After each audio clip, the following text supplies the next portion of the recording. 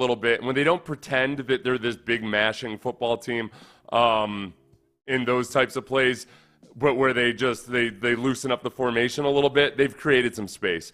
But yeah, at the end of the day, they just don't have enough guys in either aspect, whether it's gap scheme or zone runs or anything, that are consistently blocking well, no matter what the style of blocking is. That's the frustrating part about it. So I think there's not a good answer. It's because it's just more reps. And then people say, what, you want them to run the ball more? And I'd just say, to remind you, they're not running the ball on first down every time. They run they're the lowest running team on first down in the NFL. Yes. So it's not like Bobby Slowick is sitting there and saying, like, no, we're going to run 50% of the time on first down no matter what. Mm-hmm. He's adjusting to what they're good and not good at.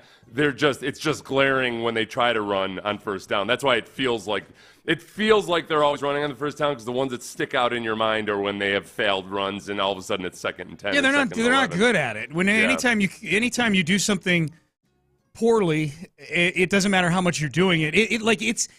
That and the penalties are what's holding back this offense right now. Yeah. The inability to get into good down and distance situations where you've got the whole playbook available to you. And it's kind of interesting too, because Cam Akers was running the ball well in that game, and yet they like Dare's dual threat ability, I think, and they still need to give Dare carries so defenses treat him honestly, and it worked. Like twice in that game, they duped the defense when the defense was lined up, when the Bills' defense was lined up with their simulated blitzes and the linebackers up right on the line of scrimmage. They just got Dare immediately out of the backfield, and he was wide open because that linebacker couldn't get to him. So it's working to a certain degree. It's just that they're wasting all of these other carries and keeping the defense honest.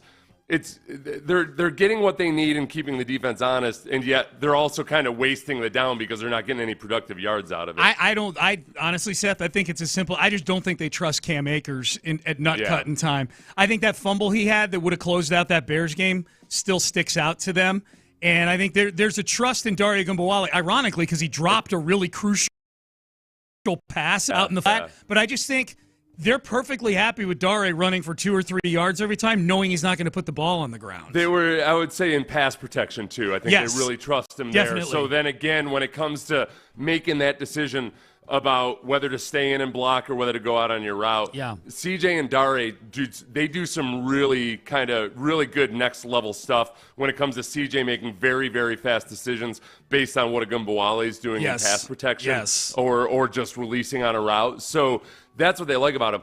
I guess I would say I wouldn't say he's happy with the fact that Dare's not actually getting yardage as a runner, but that's a compromise they're willing to make right now. Yeah, that's it. Yeah. Looking at the balance sheet, you're right. Compromise is the perfect way to put it. You're negotiating with yourself. You're like, all right, I know we're not getting any explosive runs, but we get all this other stuff. And they ran a counter on that touchdown run to Cam Akers. It's not like they're not doing it's not like they're not running counters and powers and like at times they try to run duo, but they can't do it. Yeah. So it's a yes, 100%. They got to figure out what they're good at. It's just, as Bobby Slowick said last week, they're running out of time to really develop and figure out what are we actually good at in the run game. It's week 6, and you are heading into you're heading into the meat of the schedule here after this game. You got Green Bay in Green Bay. You got a divisional game at home against the Colts, and then you got those 3 primetime games in a row. Like this is the jumping off point into the part of the schedule that's going to determine your season and how it goes, in my opinion. Yeah, and I think, too, part of it is also fixes a lot of issues without fixing any issues at all. Just the presence of Joe Mixon, knowing what he's good at and just calling what works for him.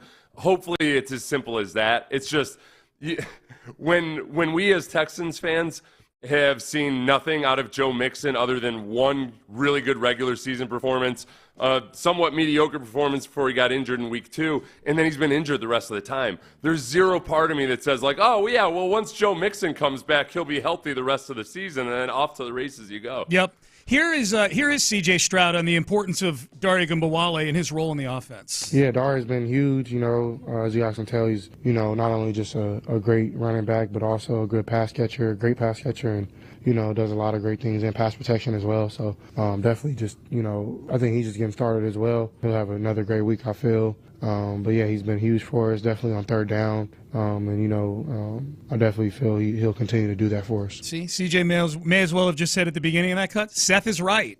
and then just said what he said right there, because it echoed what you said. The pass protection thing is an underrated thing, I think, with Dare. You know what I mean? Like, people think of it as, people look at the box score and they go, hey, 6 catches, 57 yards, and the running wasn't that great. And pass pro kind of a big deal, especially when you have an offensive line that's had some difficulties this year protecting CJ. Right, yeah. Stroud, There's all kinds of stats with the offense right now where if you looked at it, you would think that, oh yeah, they must be doing a pretty good job with their offensive line. And man, people have no appetite for it, and I get that, I understand it, but with the way the offense is dealing with imperfect pass protection, that they're getting rid of the ball quickly more often than even when the protection's not right, or C.J. Stroud is making really nice plays under pressure.